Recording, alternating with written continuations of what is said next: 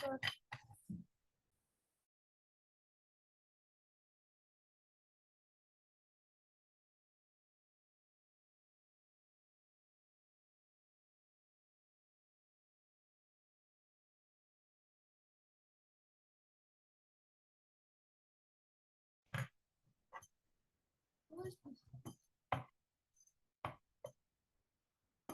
Well, whatever your name is, here for some reason here it is showing as Moony Minnie Mouse.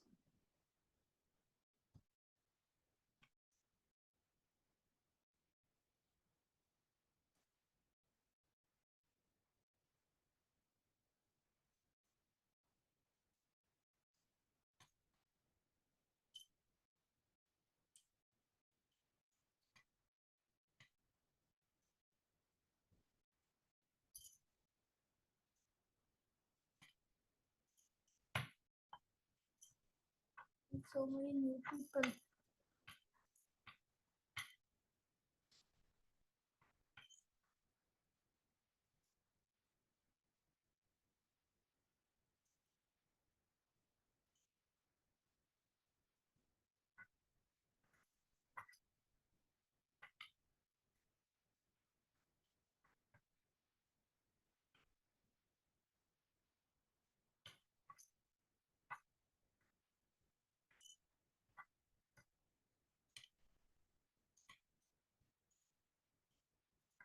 New people, why?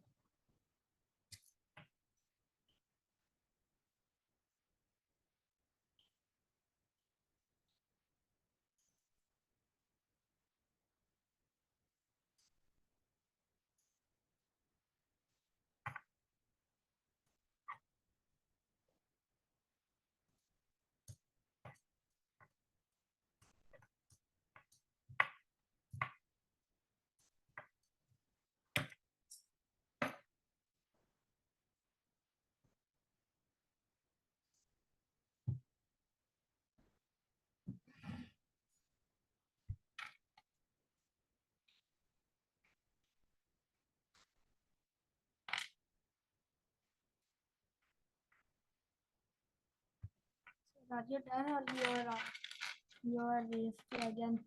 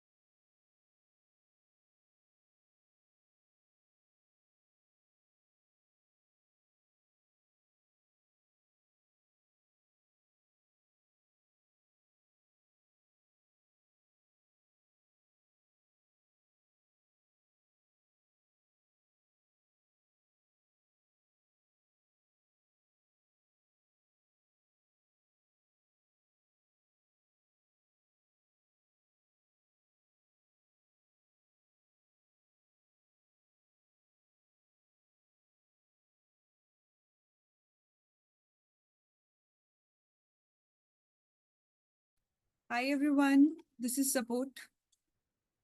So everyone excited for the session? So many new people this time. Guys, your tutor is joining within 2 or 3 minutes, just setting up with the system. So I hope everyone is excited to start the session. Yes, ma'am.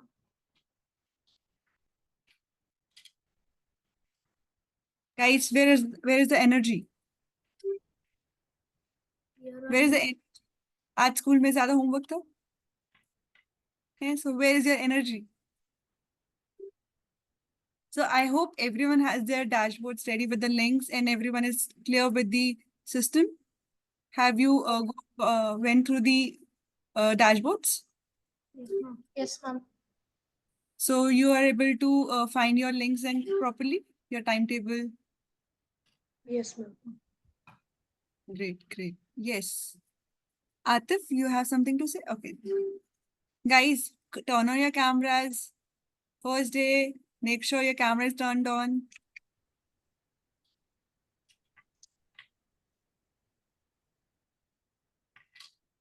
Great, great. If I Yes, open this is what dashboard, it some look like tests a are good stored. class. So let's hope we'll start with this whole academic year like this only. So let me check with your tutor. If anyone has to say anything, can let me know.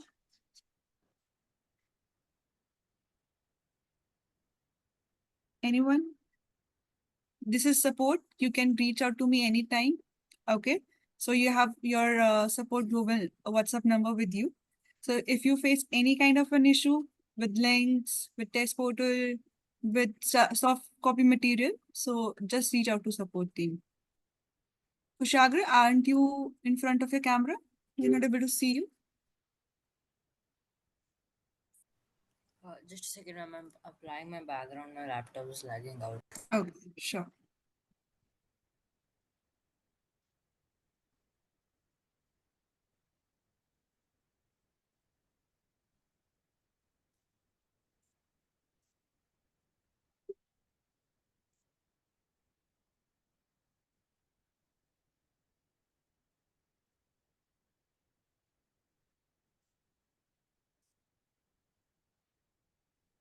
So you know who is going to take this session? Yes, ma'am. Who? Anik sir. Anik sir. Yes.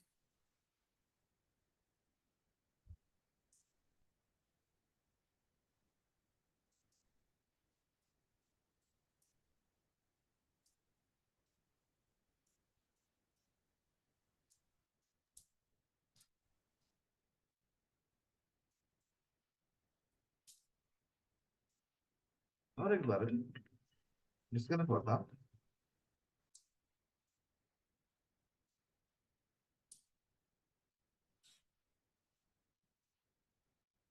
Yeah. So you can start the session. The sir is here now. And all the best to everyone.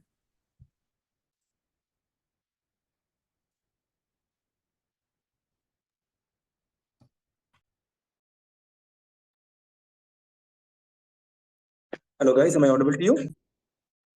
Yes, sir. Yes, sir. Yes, sir.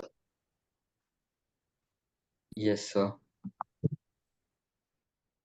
Great. Before we get started, guys, I want all of you to keep your cameras on, and I'll be turning on my camera in a minute as well. So I can see that, Shashmita, you haven't turned your cameras on. Guys, be quick about it. No, sir. All our cameras are on. Really? Oh, wait. Don't think so. Just 1 second. All our cameras are showing on. Mm. Shashmita, I guess you're having some sort of issues with your camera. Kushagra, you as well.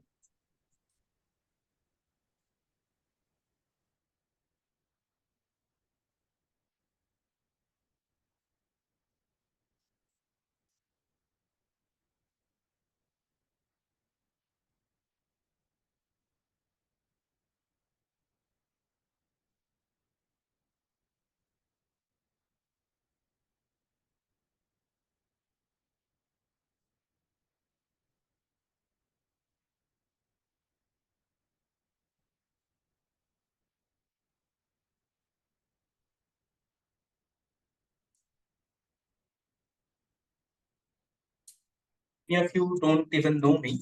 Is there anybody who has taken any sessions before this with me other than Sarvesh? I'm turning on my camera in a minute, guys.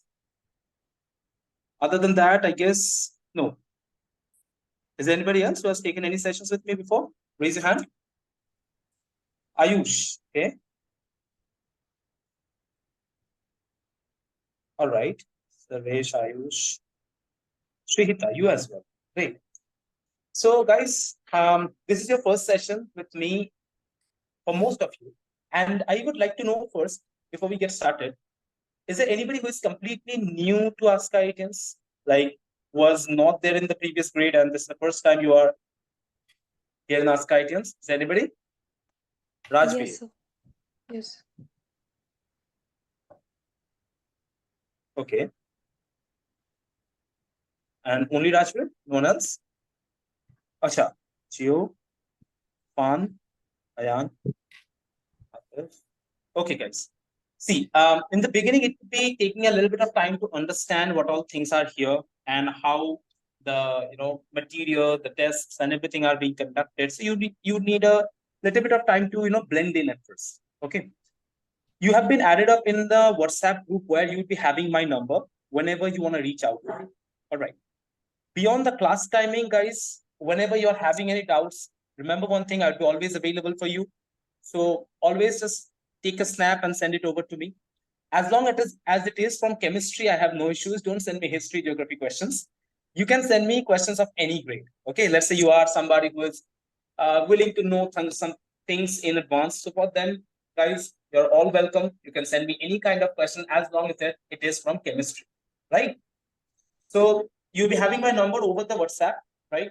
And there you can reach out to me. I'll be texting you today right after the session is over, where I'll be kind of giving you a report of who our students have. Just one second. How are there 4 Ask IITians? Java.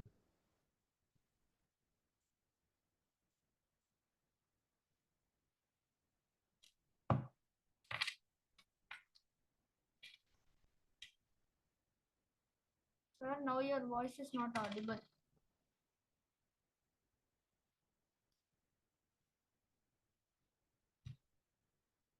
Sir, how many Ask IITians ever joined? 4 teachers in this class?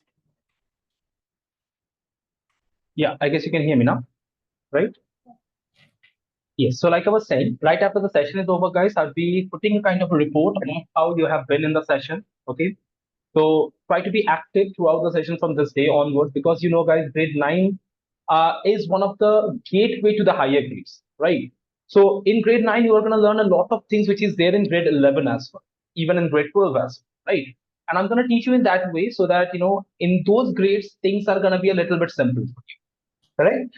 So all I want from you in return is try to be active throughout the session and try to chat with me over the Zoom chat over here, right? So try to be very active throughout the session. That's all I want from you. And the basis of that, guys, in the end of the session, I'll be posting remarks about how you have been throughout, correct? Over the groups.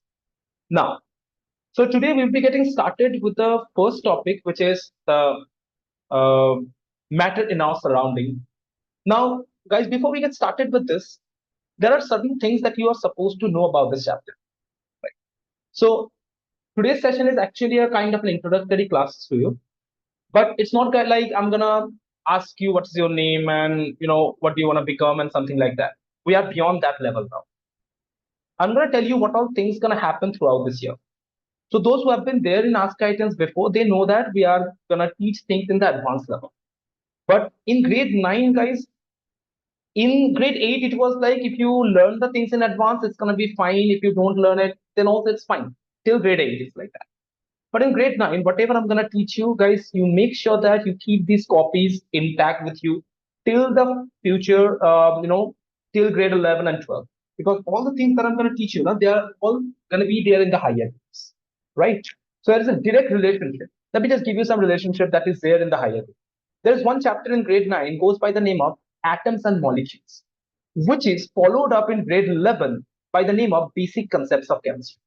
The second chapter of yours, which is going by the name of structure of atom, after is matter around the sphere, you have the structure of atoms. That is like the fourth chapter, which is that chapter is actually getting continued in grade 11 by the name of atomic structure. In grade 12 physics as well, the structure of atom is going to get continued. Correct? So our target right now, it's not just to learn the things which is there in the books. We'll be trying to elevate the level a little bit so that we can, like when we'll be there in the higher grades, things are going to be a little bit easier for us with respect to everyone else who would be studying with us at that. Right? Whenever I'll be writing something, guys, I'll be looking at my left-hand side because I have another screen over there. And if you, for some reason, XYZ reason, you cannot turn on your cameras or something is going on with it, then I need to know about that. Okay, you can just text it over to me in my chat over here in Zoom or in my WhatsApp as well. Everything is fine. Now, I've been taking the grade 8 advanced sessions where I have taught them the formulas and the compounds, which is one of the most important things for us to know this year. Now, how many of you are fine with formulas and the compounds? First, tell me, how many of you like chemistry? Raise your hand, those who feel like chemistry is fun, chemistry is fine, like that.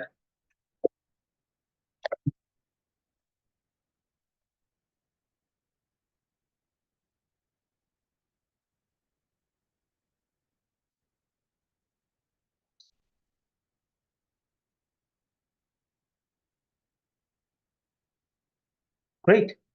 These many students. Okay, all of you are fine with chemistry. Great. So in that case, guys, I can expect that you guys know a little bit about this subject. So how many of you are fine with the formulas of the compounds? Like the advanced students of grade 8, they should be very fine with it.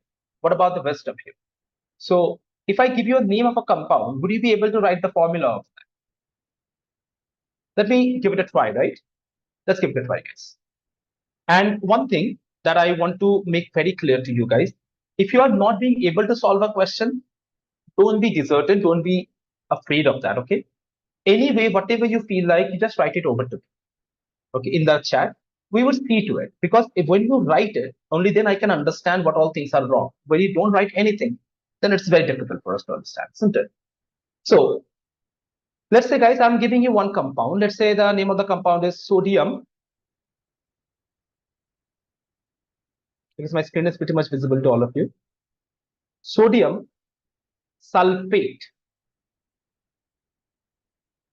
Okay, I have a compound going by the name of sodium sulfate. If I ask you what is the formula of this compound, how many of you would be able to answer this question? What's the formula of this compound? Let me give you an example. If I ask you what is the formula of water, you are going to say H2O. Right, Nandini?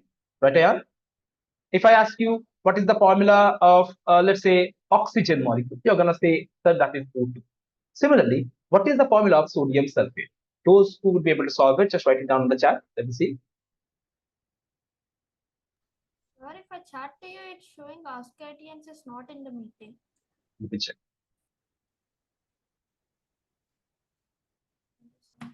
Yes, now it's coming. Right.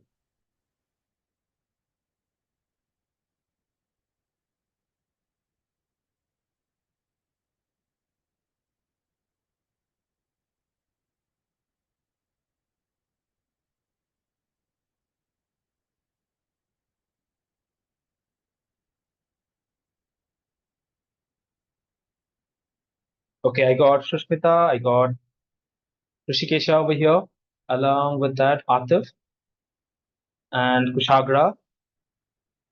Okay, these are the names that let's try to answer this question. Okay, there are a few more. Rahita, Ayan. Okay, many of you are right over here and many of you are wrong as well. Okay, so I feel like I need to give you a quick revision of this topic, right? Okay. So first, guys, before you go for solving these kind of questions, a quick revision of this entire segment. So always remember, whenever we are trying to name a particular compound, there would be a cation and there would be an anion, right? For a particular compound. There'll be a cation and there'll be an. Okay, let's listen to this very carefully. Like I said, there are students in grade 11, those who struggle with this particular topic, right? So you have to be very, very attentive for this session. Now here, there are cations and there are anions for every single compound. Specifically, if I have to be very specific over here, guys, see, there are three types of compounds that are there in chemistry. One is called ionic compound, the other one is called covalent compound, and the other kind of compound is called coordinate covalent compound. Ionic and covalent compound is something that you get to learn in grade 10. Coordinate to covalent compound is Kashif, that is there in grade 12, called coordination chemistry, right? So right now I'm gonna level up this session a little bit. Okay. So what kind of compounds are gonna have cations and anions? The ionic compounds, right? Now, how do I actually understand whether it's an ionic compound or any other kind of compounds? So it's a very simple thing. Ionic compound means it's a mixture of a metal and a non-metal. Whenever you'll be having a mixture of the metal and a non-metal together, guys, that's going to be called as an ionic compound, right? So let's give it a try. Let's say, guys, I have given you NaCl. Is it an ionic compound? See, Na is sodium, Cl is chloride. So it's going to be sodium is a metal, chlorine is a non-metal. So it's going to be an ionic compound. Now, for those who are struggling with understanding what is a metal and what is a non-metal, guys, simple thing. Whenever a name ends with that's the metal. Whenever you do not have an in the name, that's a non-metal. Sodium, so metal.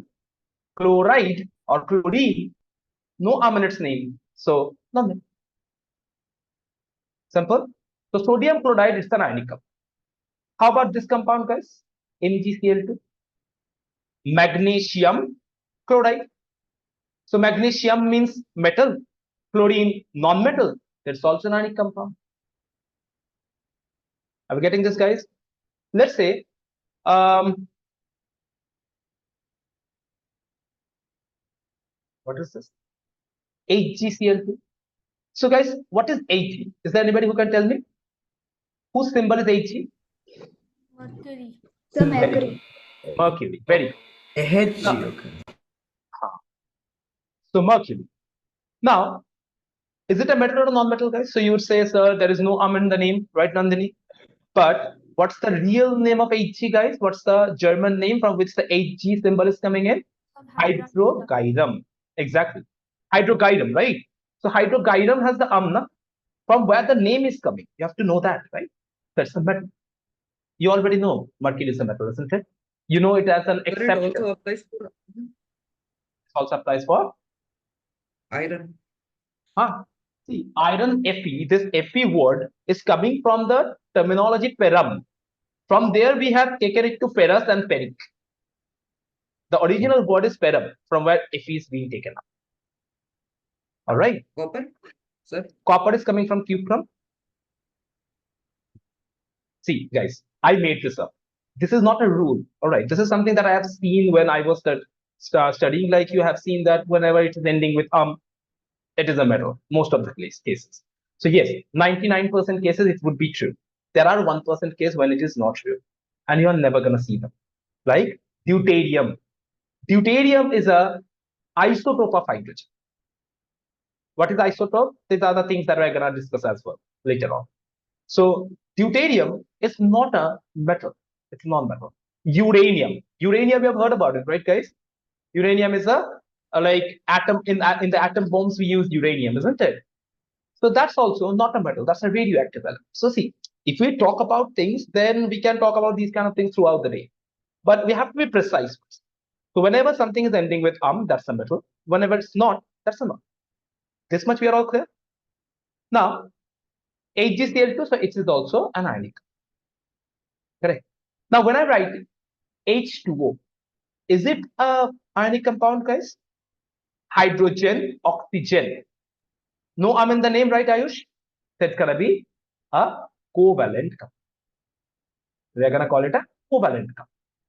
And rest, very good, rest are ionic compound. This much we are all clear, guys?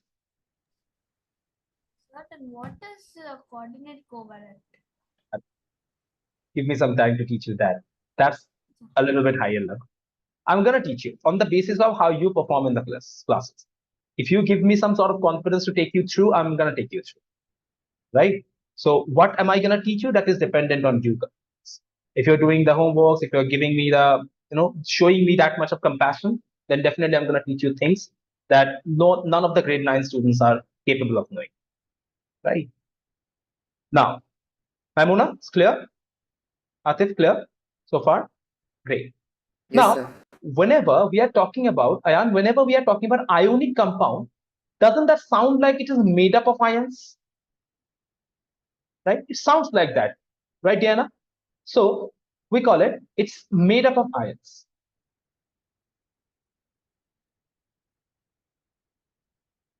Right. Now, what are the ions that I'm talking about? Cations and anions. So every ionic compounds are, guys, made up of the ions, which are cations and anions. I guess by now we all are familiar with these two terms, where cations means positively charged ions and anion means negatively charged. Right? How do you remember this? There's a shortcut which goes like cats have paws. Means cations are positive. So cats have paws. Right? If there is anybody who gets confused with it, like cation is positive or anion is positive, then just remember cats have paws. So Nandini, from there we can understand the cation and anion. Okay. Now, always remember one thing. In an ionic compound,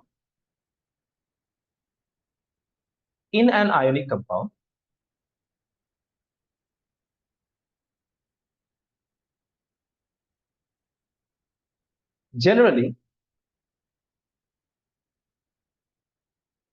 metals are the if I'm talking about an ionic compound, guys, we have seen that generally metals are the one who makes the cations. Okay, most. Smita, keep your camera on. Arun, you as well. So generally the metals, those who are there, they are actually cations. Now you can ask me, sir, why? So that you learn in grade 10 called periodic properties chapter. So let me show you something here. So I guess all of you now, you focus on my video over here, just one second. Okay. I guess you can see me right now, all of you. So you can see me, I'm holding on to a particular molecule over here. I'm going to tell you in details about these kind of molecule, how are they being made and stuff. But anyway, this particular molecule, if you just look at only one of the bonds in here. Guys, first, before I go forward, do you know which atom is this? This black atom over here. What is it? Carbon. What? Sarvesh? Carbon. Louder? Sir, is it carbon? Okay, Sarvesh goes for carbon. What about rest of you? Which atom is this?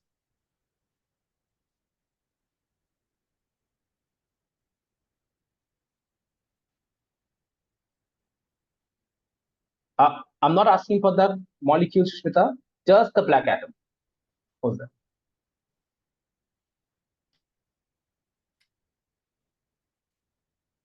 No one? Okay, Shushmita and Sarvesh. Guys, give it a try. Come on. Sir, No one's gonna judge you for this, right? Yes, Sarvesh. Sir, is it carbon? Yeah, I heard your answer. I'm gonna tell you whether it's right or wrong. Let's see what others are saying here. Come on, go on. Ayan, Kavya, give it a try, guys. Chagra. Okay, I got your answer. Rajbir, Arun, Nandini.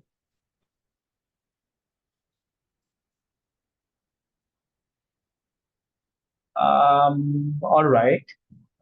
I got many answers over here, but guys, the right answer is carbon. Whoever has said carbon, that's the right answer. Okay. How are you gonna recognize it? First of all, guys, do you see that there are 4 bonds connected to it? Do you see that? There are 4 atoms connected to it. Carbon is a kind of an element who has this capability of attaching with 4 atoms. this thing, a fund, we call it valency. It is there in the third chapter of this grade. Okay. Now, anyway, coming back to the point again. You know what? If I get rid of all the three other atoms, and if I just focus on these two atoms. Now, guys, I want your attention over here. This is more than just a normal compound discussion. This is more than that, right? So if you just look into this black ball and this yellow ball over here. Okay. Now, guys, what actually happens is, let's say this is an ionic compound, right? Now, do you see this stick over here? This white stick, which is connecting both these atoms together. This particular stick is called a bond, right? It's called a chemical bond, not James Bond. So it's a chemical bond over here. Now, do you know how these sticks are being made? This kind of stick, how are they made? They are made up of electrons. All right. So what I'm trying to say is, you have heard about atoms and molecules, right? So let's say, guys, I'm talking about an atom, which is carbon. And I'm talking about another atom, which is, let's say, hydrogen. Now, guys, when a carbon and a hydrogen is attaching with each other, the stick, which is connecting them together, we call them a chemical bond. We call them a chemical bond. And what are these chemical bonds made up of? The chemical bonds, they are made up of electrons. How is this happening and all these things? They're going to come forward. Okay. Over the period of time, you're going to learn about that. I'm just telling you some facts over there that you are going to go throughout this year. So this particular bond is made up of electrons. You know how many electrons are there to make one bond in between two atoms? 2 electrons. So every single time, exactly, Shushmita, very good. Every single time you see me attaching the two elements with the help of a stick, every single time there are 2 electrons in between them. Every one of the three. Okay, huh? Okay. Now here comes the most important segment, guys. Okay. See now, if I talk about a compound, a molecule made up of carbon and hydrogen, how would that look like? So like I said, carbon is capable of binding with 4 elements, right? 1 hydrogen, 2 hydrogens, 3 hydrogens, right, guys? This is how carbon is capable of making compounds like this. So let me show you this compound right now. So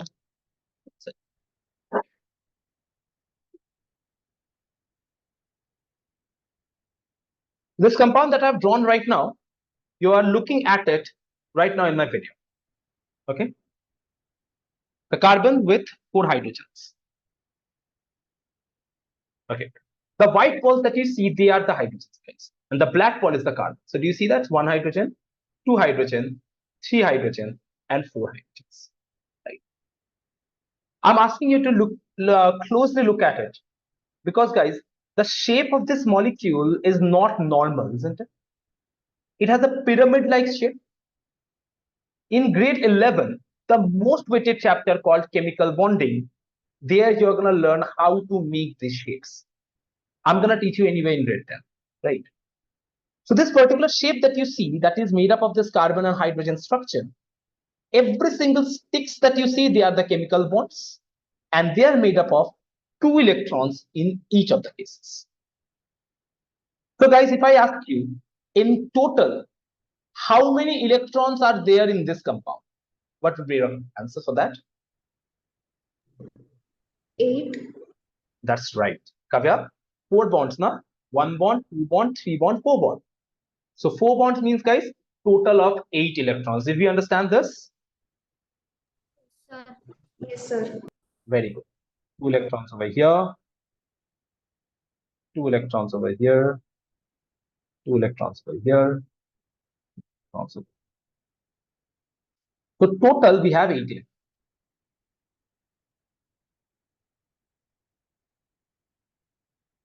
are present in a compound.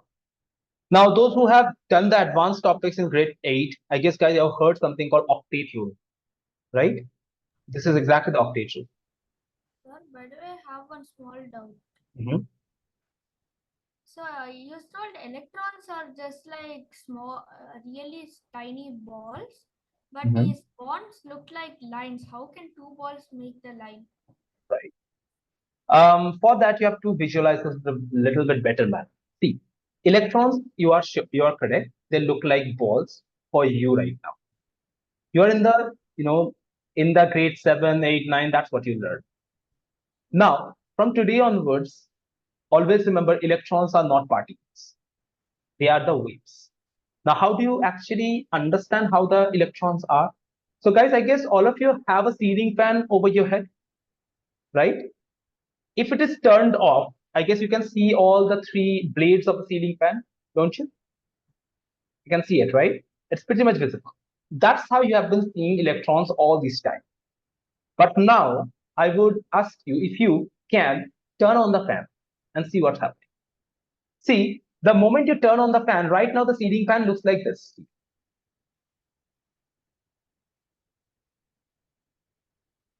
Right? The moment you turn on the fan, how does it look like? It looks like this, huh? Circle. Do you see any of the blades anymore? You don't, right? It's a circle. It looks like a cloud, it looks like a wave in there. It's like, can you recognize where exactly is the blade? Never, right? It's like the entirety of it's taken by these blades. That's what the electrons are gonna be like for you guys in grade 9. The electrons are also moving.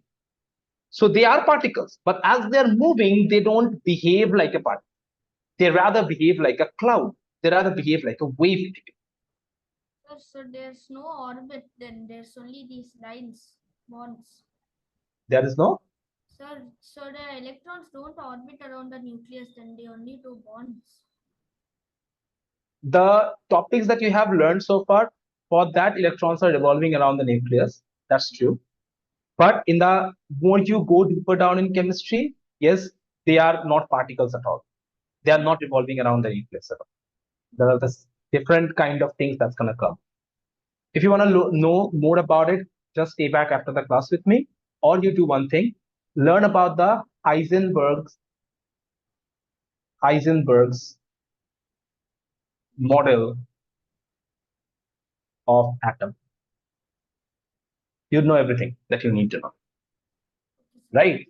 Let's not go there right now, guys. Let's stick to the point that I'm trying to make right now. Because more we deviate, more the things are gonna look like different. They are different, right? So right now, coming back to the point again. So every single bond is made up of 2 electrons. Now you know what actually happens is, see, the carbon over here and the hydrogen over here, if I just focus on these 2 things, so in this, distance between the hydrogen atoms and the carbon atom will be same. Exactly. In this, it would be same. Now, guys, I'm going to take this particular CH bond over here. Tell you a little bit details about it. This is the CH bond. Right. Now, for this particular bond, if you see, I told you there are 2 electrons in here, right? So 1 and 2. 2 electrons. Now, guys, I want you to think about a tug of war. What happens in there? Let's say this is me, and this is one of you guys, and we are having a tug of war over here. Okay. Now, let's say you are very powerful than me. You have muscles like this, right? You're very powerful. Then what would happen? You know, always like when you are playing a tug of war, in the middle of the rope, there is some sort of, markings there so that we can understand who's winning and who's losing. So guys, if me and you are playing this game, and let's say if you are more powerful, then you're gonna drag the rope more towards yourself, and the marking would be shifting more towards yourself because you are the one who's dragging the rope. Am I making sense over here? When you're playing tug of war, whoever is more powerful, he would be dragging the rope more towards himself.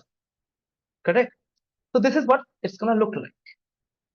Now, similarly, in between carbon and hydrogen, carbon is the guy who is more powerful. This particular phenomenon is known as electronegativity. So we're going to learn what is electronegativity.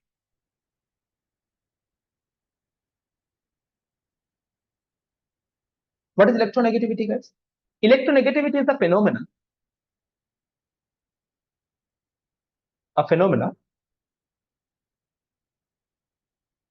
of an atom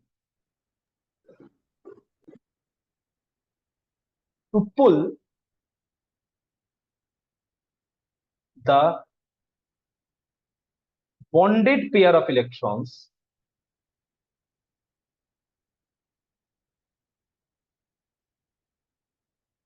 towards itself. So what is electronegativity, guys? It's the phenomena where we are talking about the pulling of the electrons towards itself, just like a tug of war. So as you can see over here, that Sushmita, like I said, the electronegativity of carbon is greater than the electronegativity of hydrogen. Remember this for a fact for the time. Remember this as a fact. There are reasons for this. But for the time being, you just remember this as a fact. Now, if carbon is more electronegative, then what would happen? It would be pulling the electron more towards itself. Right? As a result, Nandini, what would we see? We would see that in this bond, the two electrons, those were there, they would be shifting more towards carbon and less. Correct? Now, Ayan, in this particular situation, if I break the bond, then what would happen? Then carbon would be taking both the electrons and hydrogen would not get any of the electrons. So after breaking the bond, it would look like C with both the electrons, so it's a minus charge, and hydrogen with no electrons, so a plus charge on top. That's how you can see carbon is an anion over here, and like I said, catch that pause is the cation. Okay, let's note it down. After that, we'll be writing this entire fact. So Sir, originally, Kavya, go on. sir, which is this chapter? I'm not teaching you any chapter. I'm giving you an introduction to the grade 9, entire grade 9 chemistry. Okay, sir. Okay. These are the factors that you're going to learn throughout this year. Right now, I'm just introducing those factors. Sir, the fact you have written there, can you explain that once again? Yeah, I'm going to explain this one again. Just write it down first. After that, I'll be telling you entirely. So this is distance between the so originally bonded. Very good, Shushmita. Glad you know that. Originally it was, and then carbon tracked both of them together. Okay. Now, guys, one more time, the entirety of the things that I told you from the beginning. So from the beginning, what I was telling you is we need to know how to name the compounds. That's the major target for us, right? But when we try to name the compounds, we learned that there are 3 types of compounds present in chemistry. What are they, guys? One is ionic. Help me out with the rest of the 2. Second is? Very good. Covalent. What's the other one? Coordinate co. Very good, guys. Well done. The other one is coordinate bond. Coordinate covalent. Now, which compounds are ionic compounds, guys? Those who are made up of Metals and very good. Metals and non-metals or ions, whatever you say. Now, guys, the entire time from there on, I was trying to tell you how the ions are getting formed. What is the logic behind the ions? So there, what I told you is, see, first I have shown you this particular structure of carbon. Then I told you that every single, if I talk about any 2 atoms over here, let me just show you over here first. Let's say I have this atom, this black atom, and this yellow atom. I want to connect them together. So what do I need, guys? I need a chemical bond in order to connect them together. This is the chemical. Every single chemical bond that you can see right now, it is made up of 2 electrons, correct? Now, if I talk about those 2 electrons in here present in the carbon-hydrogen bond, in one of the carbon-hydrogen bond, then what do we see over there, guys? We see that there is a phenomenon called electronegativity. According to the what is this electronegativity phenomenon is trying to tell you? He's saying that this is a phenomena of an atom, let's say for carbon, to pull the bonded pair of electron towards itself. So if I talk about a particular atom, the phenomenon of pulling the electron, bonded pair of electron towards itself is called electronegativity. It's a phenomenon that I'm not teaching you right now, guys. I'm telling you this, that there's a phenomenon like this. But there's definitely reasons behind it. How the electronegativity is coming, how the carbon's electronegativity is more than hydrogen. There's a lot of reasoning about that you're going to learn throughout. Right now, I'm telling you there is a phenomenon like that. Now, according to that phenomenon, carbon is more electronegative than hydrogen. Remember this for a fact for the time. As a result, what happens is the electrons, they move more towards carbon from the CH bond, right? Just like a tug of war. Now, in this particular situation, if you try to break them, so here, what I'm trying to do is, guys, I'm trying to break the bond. So right now, this is the bond. I'm trying to break it. If I break it, they're saying that as the electrons are already towards carbon, more towards carbon, as a result, what would happen is the electrons would be gained by the carbon. So both the electrons would be going to carbons.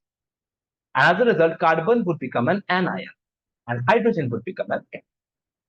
So let's write the entire gist of the entire discussion that we have. So the first what we have discussed is point number 1, ionic compounds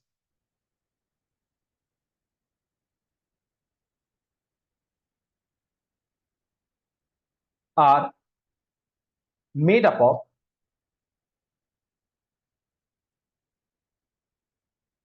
cations and anions.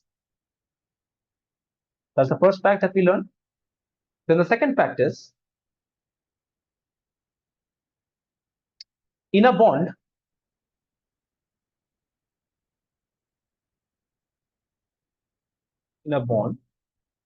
there are 2 electrons. Whichever atom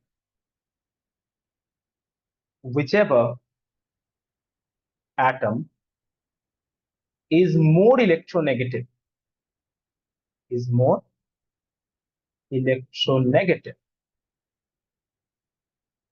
would drag the bonded electrons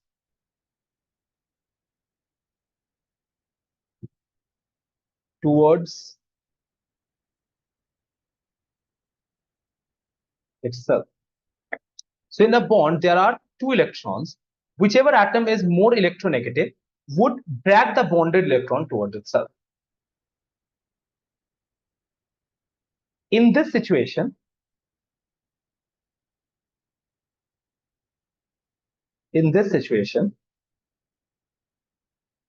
if we break the bond,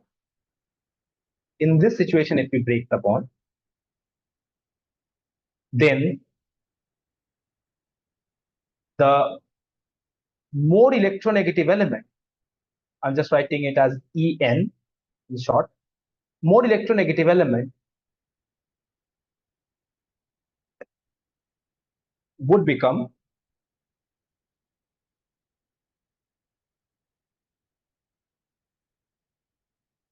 negatively charged and will be called as anions.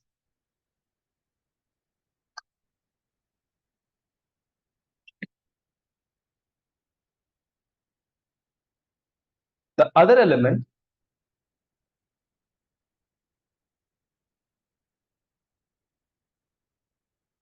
would be getting positively charged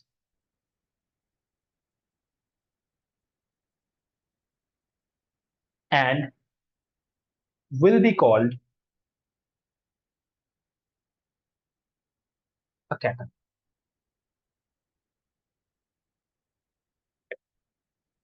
Yes, Savish, have a question for me?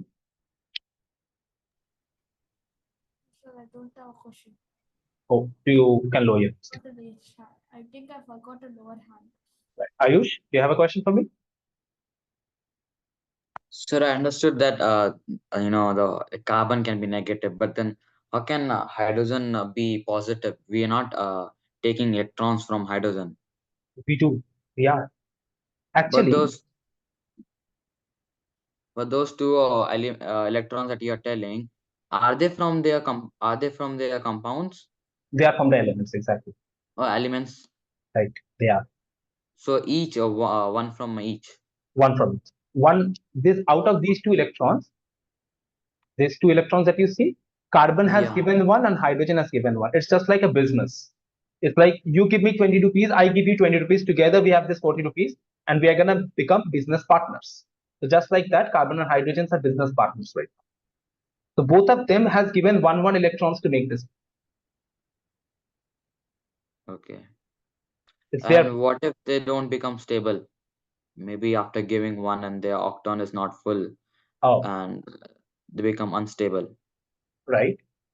So they can So become unstable in that case, and that is when they show different types of reactivity. We have compounds which haven't formed octet, and there are compounds like that who has exceeded the octet level. That's a different kind of discussion that we're gonna have about it. There are unstable molecules out there in this stage. Okay, there are definitely, and we're gonna talk about them. Like BCl3, BF3, they are incomplete octet. On the other hand, IF7, SF6, they are the expanded octet. Right. So these are all the part of it. Okay. I have a question from Susmita. That is only that is excuse me, only sir, can you just scroll down? Hmm. Yep. And sir, you have written this in ARIA O2 instead of O1, so I can't see it in my OneNote. All right. Are we changing? Okay. Right. Got a question? Yes, sir. Oh. Sir, only carbon has the capacity to hold on with chemical bondings of four different elements. There are other elements as well. But why am I taking carbon? Because carbon is one of the elements that is there in the nature and found very easily in the nature, right? So Yes. if you look at anything around you that is made up of carbon, you already know that. So that's why, all the chemists, all the teachers, they like to work with carbon because carbon is something that you can see, you can relate it with, right? That's why. Okay, sir. Thank you. All Shushmita, to answer your question now, I have to teach you the bonding part, like how ionic bonds are formed, how covalent bonds are formed, how coordinate covalent bonds are. In a way, Sushmita, for the time being, you can go like every single bonds are formed by the exchange of electrons. Every single. So you can see this electronic movement and all these things that I'm telling you, that is happening for every single situation. All right. Now, all right, guys. So this was the entirety about the bond. So one time about the entire things over here. And now listen to me for the last time over here, guys. So today we have been talking about the types of compounds out there. Why have we been starting with that? Because we needed to know how to name the compounds. Just like sodium sulfate, sodium sulfide, these kind of compounds, when they come now, it's like very difficult for us to draw the structures for them. Now we are trying to learn that for today. Now, how to start with this entire discussion? First, I told you how many types of compounds are there. There are ionic compounds, coordinate compounds, and ionic compound, covalent compound, and coordinate covalent. Three types of compounds are there in this entire chemistry. right? In whatever the grades you are studying, there are 3 types of. Now, we have been specifically talking about ionic compounds too. All right, guys. In ionic compounds, ion, we have 2 types of ions. One is called cation, another one is called anion, right, Rajbir? Now, how do we understand the cations and anions are getting formed? How are they getting formed on the first place? So then I told you that there is something called electronegativity. The electronegativity of ion, it's the phenomenon of dragging the electron. So different elements has different strength, right, Kushagra? So carbon and hydrogen, between that, for a fact, Shrihita, I have told you guys that carbon is more electronegative than hydrogen. For a fact, for you. So because of that, what actually happens is carbon is the one who would be dragging the electrons more towards itself in that particular bond.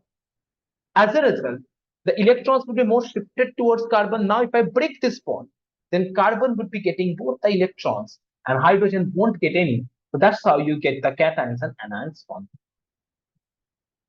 Right? Nandini, are we understanding this, guys? Kesha, clear? Ayan? Guys, I'm never gonna tell you that. I'm never gonna tell you that, guys. I'm here to make chemistry easy for you. All I'm trying to tell you is, here, like when you'll be going through chemistry, there will be a lot of reasoning coming in your head. Like, why is this happening? Why is that happening? Whenever that kind of things comes, you just talk to me about it. All right. Everything has a logic behind.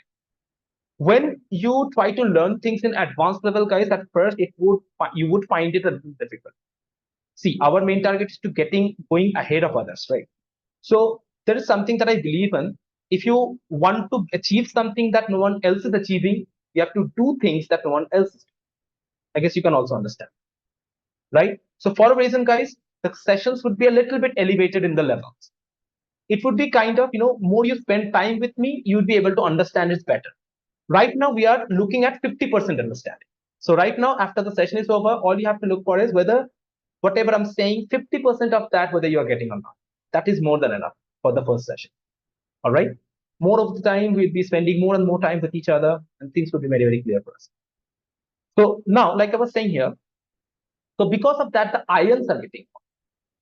Now, let's start with the nomenclature part, guys. Okay.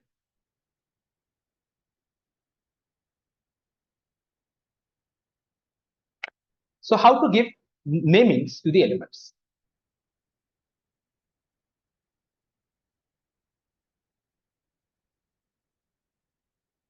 So like I said, guys, we have cations and we have anions, right? Now see, cations are never the pain. Cations are never the pain part.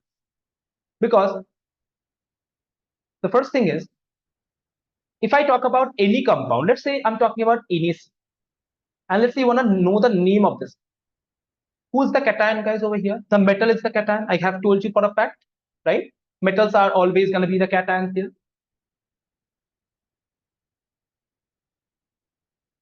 I wrote somewhere here, right? In an ionic compound, metals are the cations, correct? So let's say I want to name this NaCl compound. So how am I going to do that? See here, who is the cation? Sodium. Who's the anion? Chlorine. So far we are all clear? Metals are always going to be cations, right, Diana? Now, the cations, if I had to name the cations, it's very simple. Just call them by the name that they have. So what is this, guys? This is sodium, so call it by sodium. That's it. But the problem is the anion segments. Let's say I am talking about another compound, Kc. What am I going to call it? See, cation is K plus, anion is Cl minus. Cation is never the problem. What is the symbol? K. K for potassium. K stands for potassium, right, guys? We all know this, right, Rajbir? Right, Kavya? So we're going to call it potassium. There is no such problem with the cation segment. Cations are always the basic name that we call them. The problems are the anions, actually. Okay.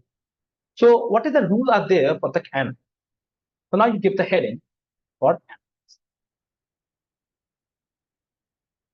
Right? Now, so Kashif, there are 3 types of names for the anion.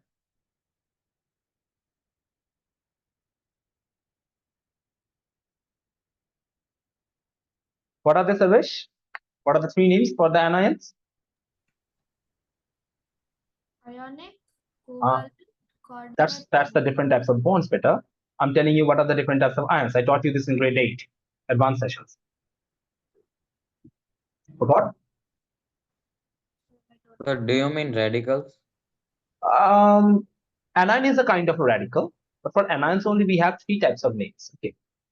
One is the anions who ends their names with a suffix called ate. Sir, you mean that I thought Right. something else. Eight, I and I. I. So guys, now sit back for a second and think about any anion that you have ever known. It always have either of these three suffixes. As a result, as an example, NaCl. What is the name of NaCl, guys? Sodium chloride. It ends with ide, right? The first question that I asked you, sodium sulfate. It ends with 8, right? So anions are always gonna be ending with this name, 8, ide, or ide. Clear, Arun? When am I gonna call them 8? When they have the maximum number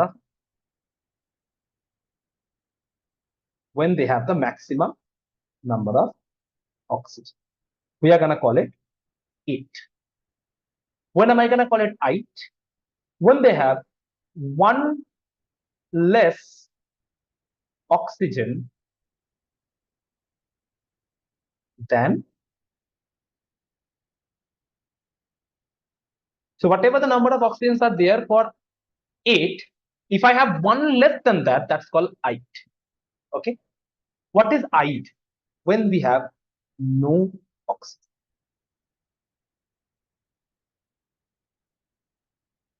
Okay. Make sure you note everything down over here, guys. You are never going to find these things in any of the books, right? I have struggled with these points when I was like you. That's why I'm teaching you these kind of things first. And all the things that you are seeing over here, guys, they're not coming from any of the books. That's the way I learned them. That's the way, I have figured them out. And I'm giving you the extract of this entire right now in today's session, right? So one less oxygen than 8 is going to be called ide, and no oxygen is going to be called ide, right? So let's try this one. Let's say, guys, I'm going to draw 3 anions to you. You have to name them up, right? So the first anion that I'm going to write is SO4 2 minus, SO3 2 minus, S. What are going to be their names? So if you see, out of these 3, who has the maximum number of oxygen, guys? SO4, correct? So the first name is exactly Sarvesh. The first compound is sulfate. See, what am I ending with? 8, maximum oxygen. What's the name of the next one, Rajveer? One less than maximum, isn't it? Exactly, Atif. So this is going to be sulfite. Sulfite. What about the last one? Sulfide.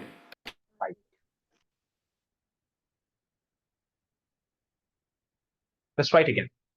Let's say, guys, I have NO3 minus, NO2 minus, N3, and answer. Let's try to call them again.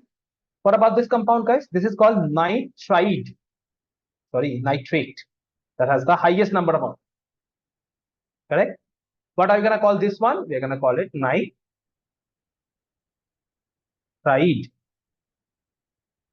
And what are we going to call this? We are going to call it nitride. Sir, I think so. The second one is third one, D. and third one is second Yeah. one. So you have written D instead Yes, of sir. T. Second Alright. one is nitrite.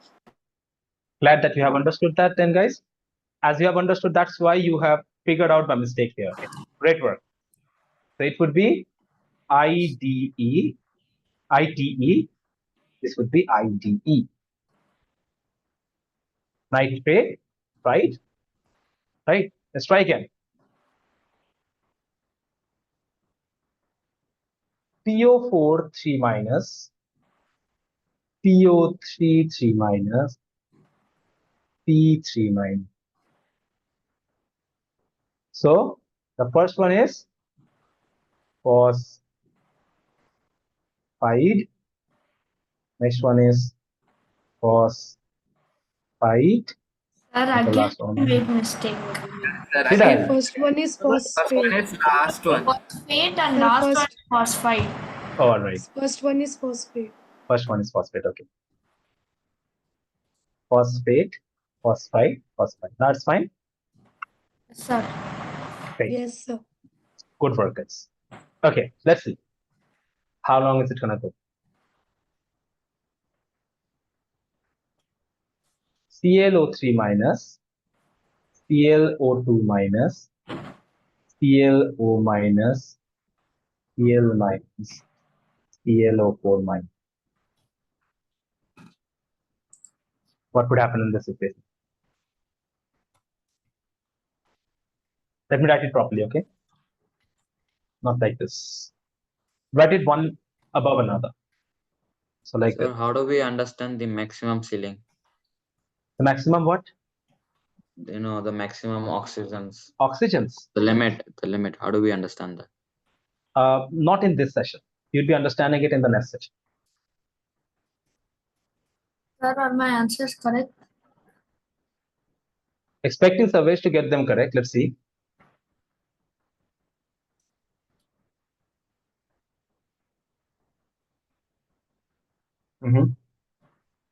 That's right, Suresh. Good. What are we gonna call these kind of situations, guys? Now, even if I make a mistake, you won't be able to catch me, isn't it? So I'm gonna solve the most difficult one out of all this, right? The most difficult one is Sir, that's not the most difficult one. sir, ये तो सबको पता था. Sir, this is the easiest. अरे, when somebody solves anything, na, that's when you find it easier. No. Acha. Anyway, the last one is chloride. That is all we are fine with it, guys. Actually, what I have given is you some complicated question. This is called complex answer. I bet even like this is what I have taught them in the advanced session of grade 8. But you can, guys, if you have anybody that you know in grade 11 or 12, you can ask any of these questions to them and see how many of them can answer this. Because this is the basics that many of the students are very much unaware, and that's what they struggle the most in the boards, in their JEE and NEET, in all these exams. They struggle with these the most, right? So here, guys, out of these, all these complexes over here, these are called complex anions. They are not the normal ones. But out of them, Cl minus is chloride. It is understandable for all of us. Now, I'm going to tell you name of another anion over here. If I do that, from there, you can understand the rest of them. See, for complex anions, the one with 3 oxygen is actually the 8. That's all you have to remember here. Like I told you guys, these rules are not written in any of the books. This is what I have made. That's how I remember it, right? So here it is chlorate. So guys, tell me what is the name of this guy? Chloride. Very good. Chloride. Right. Chloride.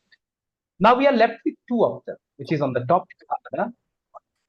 What are we gonna call these 2? Now see, this is something where you have to use your common sense element. So guys, have you ever heard this word hypertension? Have you? Or It's have you ever? when you go to school. Sir, nothing. Have you ever heard this word, guys? Hypertension. Hypertension is when you, it's like there are people, those who overthink. We call them, this is the hypertension. Like thinks a lot, right? Or anytime, guys, we have used this hyper word in order to show when something is more than usual, isn't it? Don't you use this word in our everyday life as well? Like, why are you getting so hyper? That means why are you getting angry that much, right? So hyper is the word that we use to tell that this is more than usual. Abnormal things, exactly. Like, let's say our hormones are getting secreted more. In scientific term, we call it hyper secretion of hormones, right? So hyper means more. The opposite of hyper is hypo. Okay, this you generally say these things in biology. Okay, mainly like hyper secretion of hormones, hypo secretion of hormones. So this means more. This means less. That's how we learn in that. Bi. So when we are going for ClO4 minus, the name of this compound is, guys, hyperchlorite. Hyperchlorate. But last year you taught us perchlorate. Perchlorate. Don't waste the fun, Pravesh. It's fine, you know this. I'm gonna tell them as well. Okay, it's hyperchlorate. Okay, guys. Now, when ClO minus, when you go to that, what am I gonna call this? See, this is one less than chloride. Hypochlorite. Hypochlorite. Only remember for the hyper one, na, just call it per. Guys, like I said, na, I made this up. So there are a little bit of exceptions are gonna be there. So the first one is perchlorate, not hyper, just call it per. Perchlorate, chlorate, chloride, hypochlorite, chloride. These are the complex ions.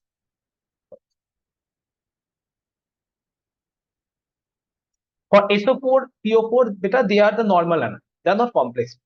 Complex ones are when you have more than 3 oxygen systems. Like you can see 1, 2, 3, 4, 5. There are 5 oxygens, right?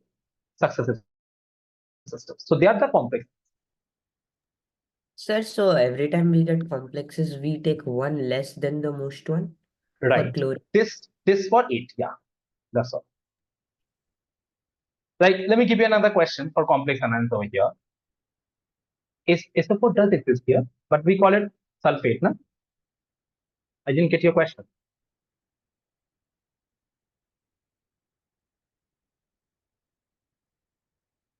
SO2, but SO2 is not a anion, na? SO2 is a neutral system, sulfur dioxide. We don't have it on an anion, right? IO4 minus, IO3 minus, IO2 minus, IO minus. Try to name them up. Be quick. The first one is perchlorate, right? Iodate. Iodine. Periodate. Guys, have you noticed that it is not chlorine anymore? It's iodine. Yes, sir, we noticed. Very good. Okay, so periodate here. What's the next one then? Iodate. Iodate. Iodate, iodide, Iodide. Iodide. Hypoiodide. What? Iodide. Right. And this is iodide. Iodide. Iodide. DID. Sir, so 3 oxygen atoms are the maximum limit, so we can name it in the 8. No, not like that here. See, for the complex, how do you understand which one is complex and which one is normal? That's the problem, right? See, when you have not more than 3 anions in that list, they are the normal ones. For them, you follow the first to the right. Okay. And when you have more than 3 anions present with the oxygen compound, then we call them complex anions. See, you don't have to now. You might ask me, sir, how do I know whether there are 3 anions or not, whether there are more of them or not? So I am teaching you every anions which is there in our chemistry, irrespective of the level used. So every anions are here, covered over here. So that's all you have to know, not more than that, right? Okay. Okay. Anyway, let's go for another one, guys. So let's say I have a compound which is Br. Br also is capable of making this complex anions.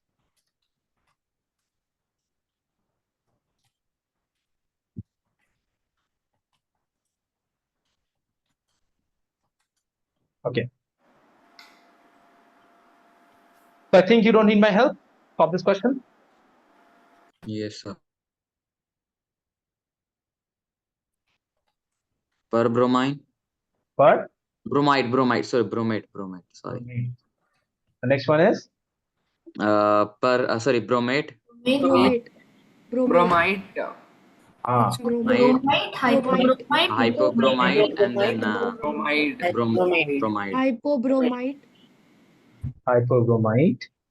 Bromide. Bromide. Very good. Bromide. Okay, guys.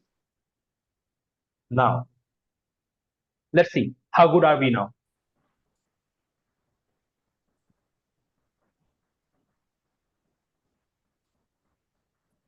You know what do we call this compound? MnO4 minus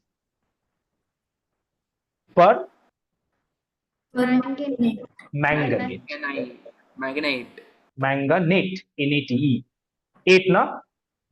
Per manganate. Just like per Is iodate, it per chlorate, per bromate, similarly per manganate. is it in purple color? Yes. Potassium permanganate, you've heard about it, right? Yeah, in the book it is written. Right. But did you ever know like why is it KMnO4, not KMnO3, not KMnO2? You used to remember this, right? Mark this up. Now you know the reason behind this. Sir, with what book we didn't get the modules yet. It's All only right. You will be having this module with here. This is the module that you're going to get. Okay. You'll be getting it the in the module. study package. Right. Here you'll be getting. Right. To have it in my OneNote as well, you'll be getting it from So I was talking about NCRT. NCRT also it is there. That's right. But Yeah. isn't this the ARIA O2 OneNote and which we I'm don't- gonna change it. I'm gonna change it to ARIA over OneNote. Okay, Kushagra, you have your sister over here. What's her name?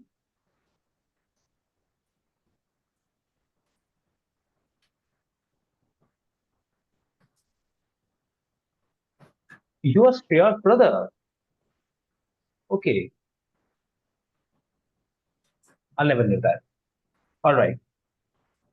Great, great. You can use her note. That's no problem. Okay, guys, let's try again. Let's go for Cn minus. Do we know what is the name of this compound? See, there is no oxygen in it. So definitely it would be ending with IDE. ID. So the name of this Cyanide? is yes, That's cyanide. cyanide. Do you know what is this famous for? Poison. Poison. Potassium cyanide. That is Potassium cyanide. The moment you touch it against your tongue, that's all you can do. Right after that, it would just take seconds to famous kill you. for being in my friend's food. All right. Your friend have to change their appetites, you know. All right, guys. Is that clear? So this is cyanide. Okay, let's try again. Let's say I am giving you another compound, which is I've covered all of them on all these.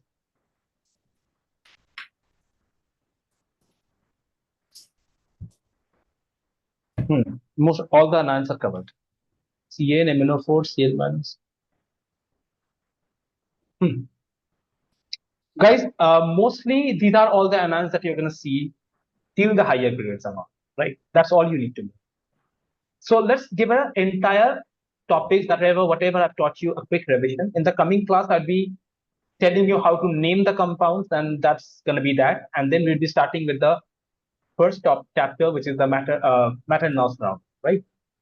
Now, from the very beginning, guys, right now, what I want you to do is just try to recollect all the things, whatever I'm saying, whether you can understand it more than 50% or not, right? So you have to increase the percentage of understanding this time. See, we started with the nomenclature of the compounds. That's our target for today's session. Now, while doing that, we have figured out there are 3 types of compounds in this nature. One is called ionic, another one is called, guys, I forgot. Help me out here. Covalent. Covalent. Covalent and coordinate covalent. Coordinate covalent. Yeah. Ionic, Thank you. covalent, coordinate. Right. Coordinate covalent. Okay. Coordinate is not the name. Coordinate covalent is the name. Because coordinate bonds are something that they begin with. Like it's like when the bonding is happening, they are acting like coordinate bond, but after the bonding has happened, they act like covalent. Okay. Things are a little confused up there. But anyway, so ionic, covalent, coordinate covalent. There are the 3 types of bondings out there. We are specifically talking about ionic bonds over here. Now in ionic bonds, we have 2 ions over here, right here. So we have 2 ions, and one is called cation and the other one is called anion. Cations are the one who has negative charge, right? Positive charge. Positive charge, exactly.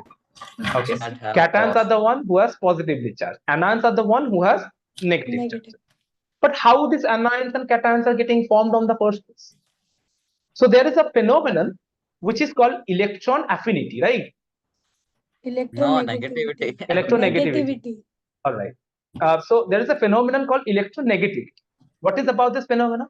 This phenomenon talks about a tug of war, where tug of war between two atoms. When they are bonded, there is a tug of war happening in between two atoms and the electrons present in the middle of it. So yes, exactly. Every single bond is made up of electrons. Now, that electrons, which is right in the middle of the bond, which looks like it is the middle of the bond, it's not really. Because carbon being more powerful, it would be dragging the electrons more towards itself over hydrogen. Correct? As a result, when the bond between carbon and hydrogen would break, carbon would be being negative in charge and hydrogen would become positive in charge. These are the cations and the anions, how they are getting generated. How clear are we now, guys? 70%, 75%? Right? Yes, sir. Great. Coming forward from there, now here, Shrita, we started talking about nomenclature. Now, in the nomenclature, I told you, whenever you'll be trying to name a compound, the cation segment is never going to be the problem. It's going to be just the original name. If it is sodium, so we're going to call it sodium. Potassium, so we're going to call it potassium. It's the problem is going to be generated by the anion segment. Now, about the anion segment, what's going to happen over here, guys? There are three types of suffix that you're going to see in the anion. Either they're going to end with "ate," or they're going to end with "ide," or they're going to end with "I." Right? Three things are there.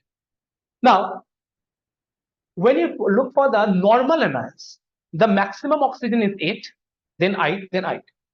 When you look for the complex anion, like I have shown you here, all the complex anions are covered, guys. So don't worry, there is no other complex anion beyond this level, whatever I'm teaching you right. So chlorine, iodine, bromine, all three of them compounds are there for the complex anion. There, all you have to remember is the one with 3 oxygen is the 8. Above, per bromate, per chlorate, per manganate, per iodate, right? Below, we have chlorate. Below that, we have chloride, according to the rule. Below that, we have hypochlorite, then chloride. So these are the names of all the anions possible in chemistry. Okay. Then I've given you manganate. So MnO4 is permanganate, and Cn minus is cyanide because they have no oxygen. That covers up most of the anions which are out there, which you need for the coming sessions. This was the overview of your grade 9, guys. What all things you're going to learn in grade 9. Just an overview. Now, moving forward, we'll be moving into this in details. Coming class, we'll be starting with the first chapter, which is our matter in our surrounding, where we are going to learn the physical and the chemical properties of matter, right? So I would suggest you guys to go through this topic a little bit, whatever you can, just give it a little bit of reading, so that in the very next session, when we start, we'll be starting with a small game. So make sure, guys, you read the things, whatever I'm teaching you. I'll be dividing you into two groups. And guys, we're not going to make quizzes. Okay. I have better plans than that. So just be ready with whatever I taught you today. The very next session, try to read through the first chapter of NCERT as much as you can. We're going to go into that in details in the very coming time. Okay. So I guess you have understood everything that I taught you today. Just revise it once and you'll be fine with it. Okay, guys. I'll be posting all my notes into the O1. By mistake, I have written everything in O2, but everything will be shifted in O1. Okay. So that's not going to be the problem. Here also the O1 notes will be in the group description, right? Right, exactly. Okay. By the way, I have one doubt. Mm-hmm. Why is cyanide called cyanide, not carbon nitrogenide? All right. So it's a very good question. So think about it. Let's say I'm talking about hydrogen and oxygen. When they combine together, why do you call it water? Why not hydrogen oxide? You have to understand over here, when the atoms are combining together, they are forming a molecule, and the molecule has no characteristics of the atoms. It's not like water has any characteristics of hydrogen and oxygen. It doesn't. So Sir, then why do we call SO4 as sulfate, not something completely different, even if it has no characteristics? Let me just finish this part, then you'll be able to understand. So what I'm trying to tell you is, like, let's say for hydrogen and oxygen, guys, you know, hydrogen is a inflammable substance. Oxygen is supporter of combustion. But water is neither of them. Water instead, it is being used to extinguish fire. This is exactly the opposite, isn't it? So when we are talking about the nomenclature, so what we try to keep in mind is, we try to name in such a way that we can understand the constituent ions which are present in there. So if you see in cyanide compound, you can clearly understand, like this particular compound over here, this Cl, this is actually coming from a compound called hydrocyanic acid.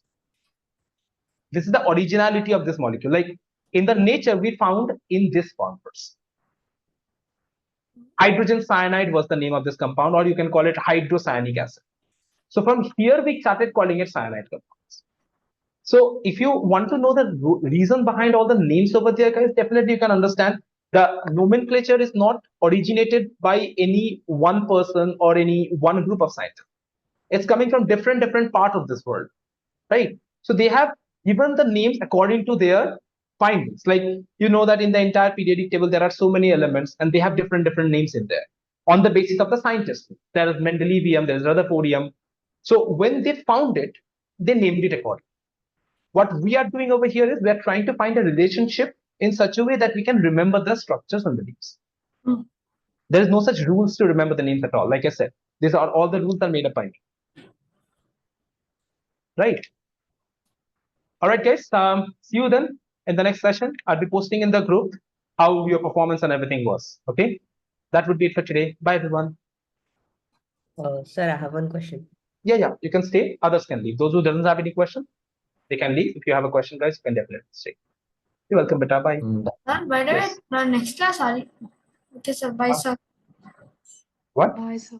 So next Bye, class, dear. we are doing that not the quizzes, the regular quiz that Maths sir did last year. No. Nothing like that. I have separate plans. Oh. Don't try to speculate that you won't be able. All right. Yes, Kavya. Sir, so for example, if we have sodium sulfate, so will we name it as NaSO3 or it can be anything? SO, you said sulfate now, so you have to end it with SO4. 4. Sir, Right. but then right now we learned that 4 is per sulfate, right? No. If we 4 is, you have to recognize first which kind of anion is it. Is it a normal anion like there's top ones, or is it a complex anion? That is kind of a knowledge that you have to generate. It's not like everything you'll be able to figure it out. It's a knowledge that you are supposed to know that if I write ClO3, so it is coming from a complex anion. And if I give you SO3, then it's a normal. That's the minimum thing that you need to. Okay, sir. After that, you can name. So for the common ones, it's always the number which Normal is one. all. Yeah, these are the things that you see common. These are the things not you don't really see that much. Complex Okay. anions, you never really see that much. Okay. Okay. Thank you. Welcome, Ayush. Yes, sir. So what about SO2? Like I said, no? SO2 is not an anion. It's a neutral species. It's sulfur dioxide. So, like, what do you mean by neutral species? But not every single species out there is having a charge. I told you there are 3 types of bonding, right? Ionic Yeah. bonding are the one who have the charges. Covalent Yeah. bonding doesn't have a charge. SO2 is a covalent compound. Non-metal.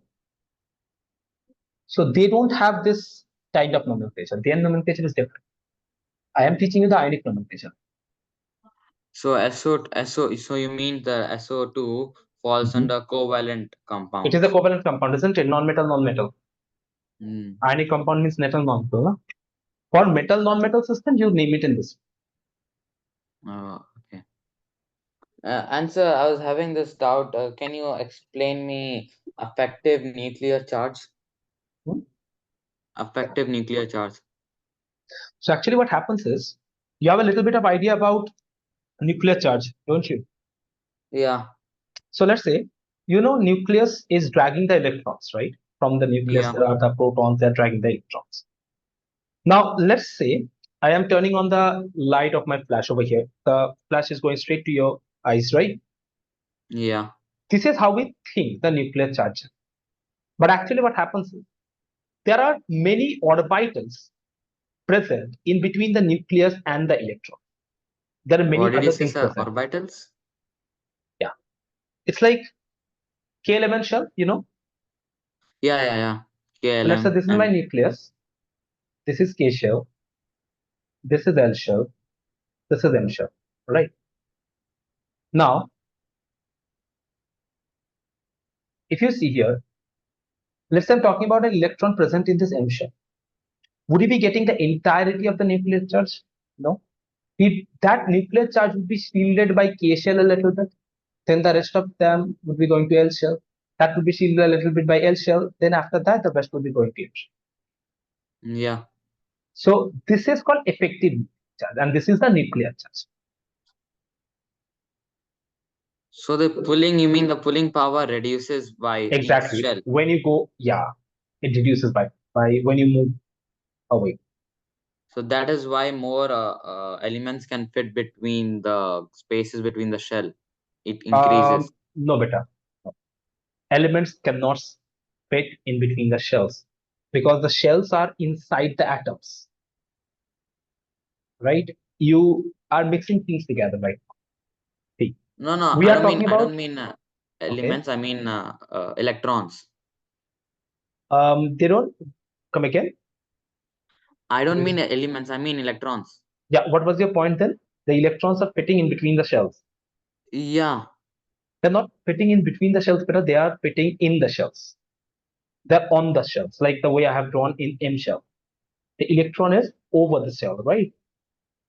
Okay. They're revolving in that orbit. That orbit is called the shell. Okay. So when I'm talking about an electron which is present in M shell, the nuclear charge will be shielded by the K shell and the L shell by a little bit. So the nuclear charge which is going to which is going to go to the M shell, that is going to be reduced than what it is supposed to be. That's called effective. Okay. Understood? Yeah. Thank you, sir. You're welcome, Mita. Anything, Shushmita? Arun? Bye then, guys.